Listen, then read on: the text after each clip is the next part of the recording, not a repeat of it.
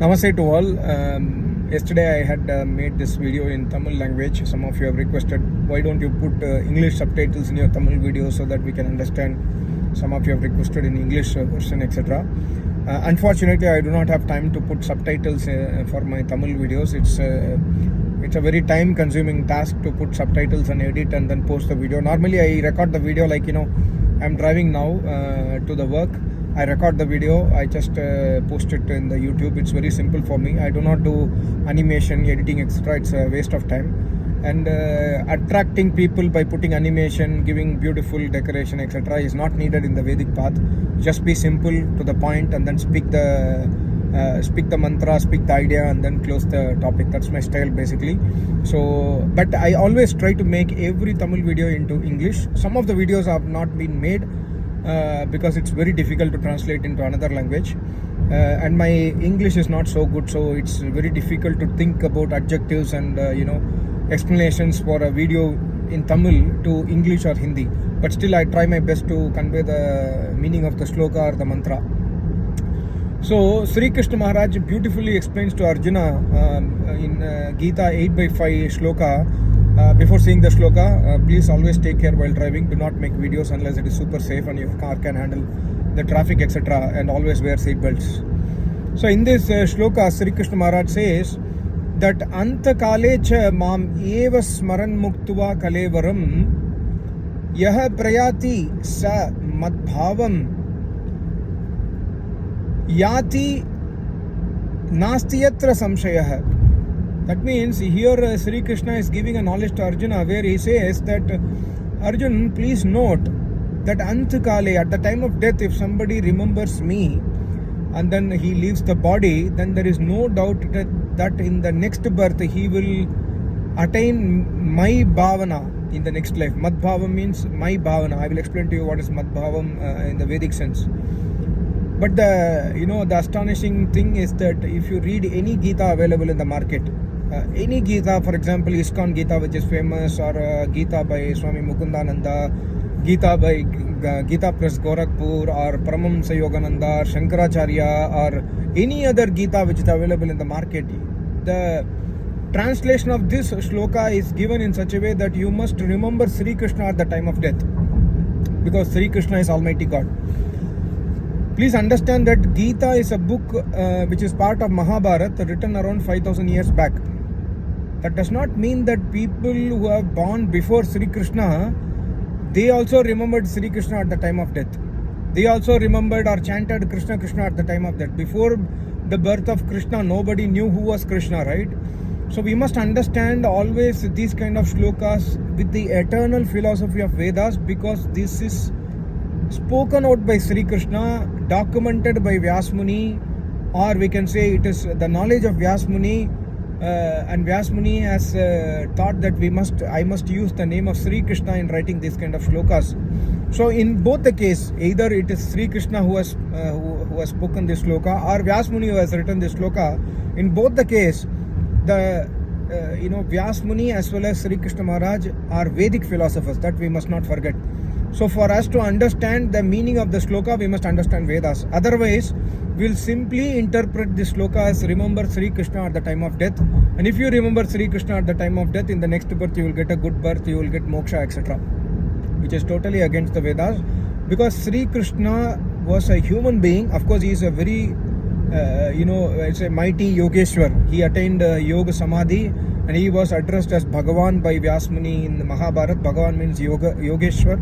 So he is a great Yogeshwar, but Sri Krishna is not Almighty God. That I have explained in my several series of videos in my previous publications. You can go to my playlist under Bhagavad Gita and see.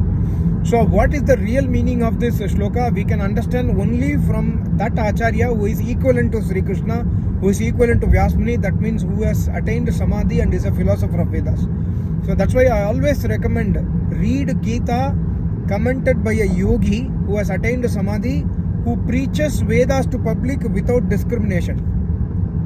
So if you read my Acharya's commentary on this shloka and all the shlokas of Gita, you can understand the real sense of this shloka.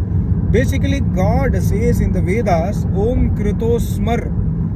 That is, at the time of death, God says in this mantra, Vayuranilam amritam atedam basmantang shariram. There is a amrit tattva inside you, which is Jivatma. At the time of death, the Jivatma goes out of the body, and the body is basmantang shariram. The shariram will get basam. Basma means it will get burnt out. People will burn your body.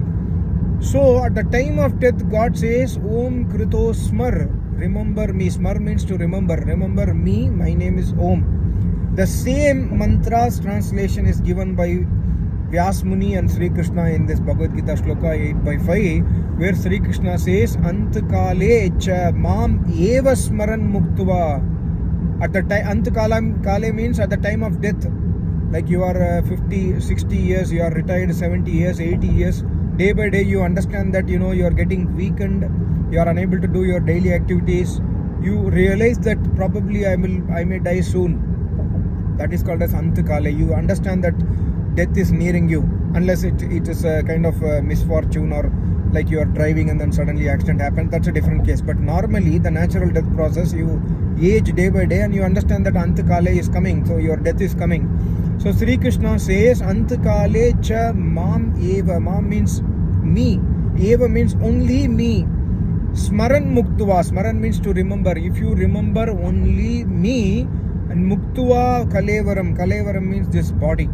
When the Jivatma goes out of the body at the time of death, and when you remember me, hey Arjun, then what happens is Madbhavam. Madbhava means in the next birth you will attain my bhavana. So here we have to understand 2-3 things. Number one is, can anybody die remembering Sri Krishna name or remembering Almighty God name? Sri Krishna is not Almighty God, but I'm just telling you because Sri Krishna says you have to remember me. So what is me in this shloka? Sri Krishna is in Samadhi stage. Sri Krishna is explaining some knowledge to his disciples in Samadhi stage. In Samadhi stage, when you go to a yogi, you will understand that the yogi speaks on behalf of Almighty God. The yogi speaks as if he is Almighty God. This is the experience of every yogi. And that's why, Sankhya Shastra, the Kapil Muni says, if the knowledge is emanating out of the mouth of the yogi, then it is not Vedas. But if the knowledge is emanating out of the mouth of the yogi, inspired by Almighty God, then it is called as Vedas. See the difference. In one instance, a yogi speaks. That's a yogi. Yogi means he has taken birth and he will die. So if the yogi speaks, then it is not eternal knowledge.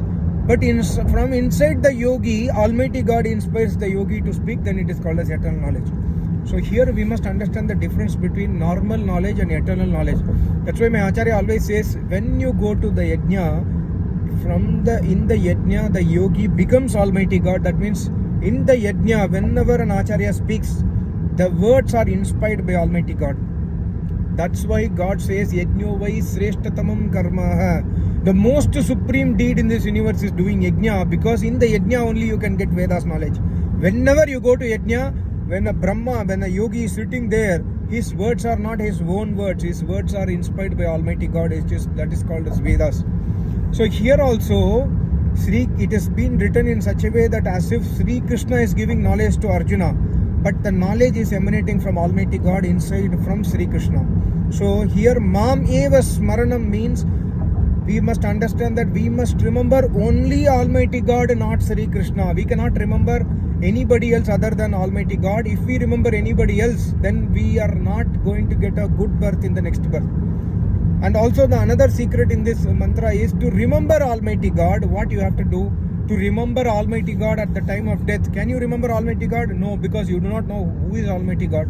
So to remember Almighty God at the time of death, God has told the knowledge in the Vedas that live everyday life by remembering me day and night. Every day do tapasya, every day do name jap, every day do agnihotra. Then you can remember me at the time of death. Otherwise, what happens is we can never remember Almighty God.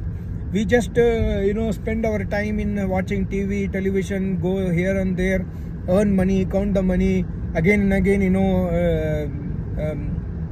spend time with the family, friends, relatives, That's it, our life will get finished, and then for formality's sake we go to the temple and then say like this and then do Divardhana and come back. So this is not the way to remember Almighty God. God says in the Vedas that this human body is so precious. Only with this body you can remember me. That is why you have got the human birth. So remember me by using your body properly. Otherwise, this is waste of human life. So that's what Sri Krishna says. Antakale cha mam eva smaranam muktuva. Remember that Almighty God. Remember me means here it is Almighty God, not Sri Krishna. But if you remember Sri Krishna, for example, there is Krishna conscious movement, Krishna Premi movement, Vittal Das movement, this movement, Vishnu Sahasranama movement. So many people chant the name of Sri Krishna, Krishna Hare Krishna, Rama Krishna, Rama Rama, Sri Rama Jayam, etc., etc., etc., etc., which is not Almighty God's name. Vishnu is Almighty God name, but Vishnu means one who is formless and one who is omnipresent. So omnipresent, formless Almighty God is only one. That's not Sri Krishna Maharaj. So at the time of death, we must remember Almighty God is what Sri Krishna says. But unfortunately, because of lack of knowledge of Vedas, and unfortunately because of lack of understanding of life of Sri Krishna, people misinterpret this shloka. Not only this shloka, every shloka of Gita is misinterpreted today because of lack of knowledge of Vedas.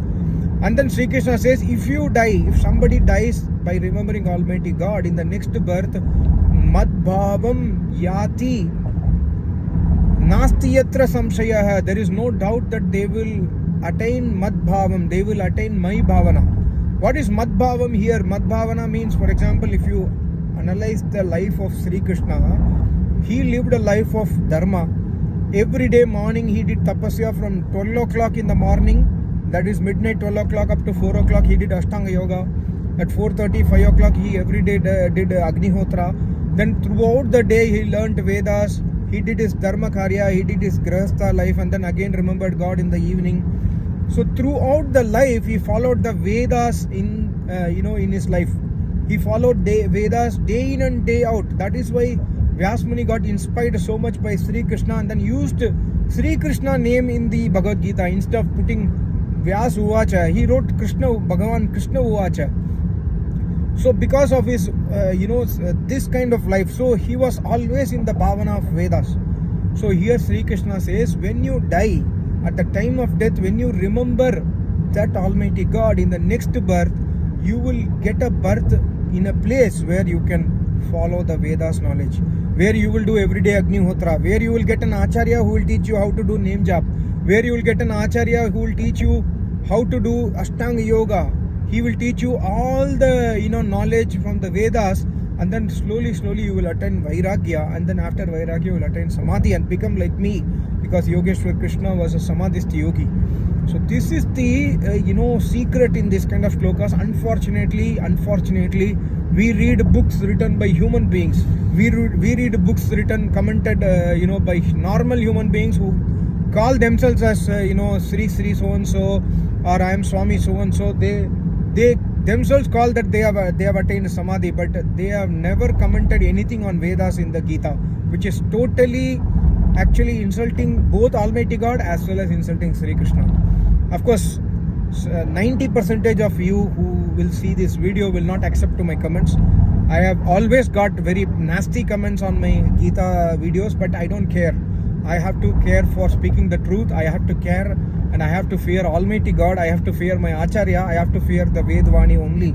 I don't want to fear a normal human being. I don't want to fear about your comments, etc.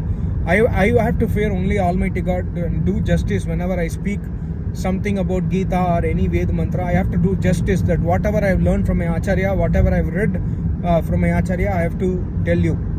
That's my only intention. Otherwise, either somebody accepts my views or not, it doesn't really matter, because doing the karma is our right, and then giving the result is always in the hands of Almighty God. So please understand Gita again and again only from an Acharya. I am not an Acharya. I am not speaking you Vedas knowledge. As I told you, Vedas emanates from Almighty God through the mouth of Yogi. If the knowledge of Vedas emanates from the Almighty God through the mouth of Yogi, then it is called as Vedas. Otherwise, Anybody who speaks anything is not Vedas. Even if I explain to you a mantra, which is a Veda mantra, it is not inspired by Almighty God. See, it is a bookish knowledge which is in my memory. I am talking to you. Similarly, like now also, the knowledge which is in my memory, I am talking to you. God is not inspiring me to talk the knowledge to you. If God inspires me, then the knowledge what you are listening will become Vedas. That's why we should always go to an Acharya, because an Acharya, like Sri Krishna, an Acharya will always be in Samadhi. And whenever he speaks, he will speak in the Yajna only. And whenever he speaks, he will give you the knowledge of Vedas. That's why God gives so much importance to Yajna in the Vedas. So please always try to follow Vedas. If you have to know many more information from Vedas, please go through my channel. Thank you so much. Namaste. Om.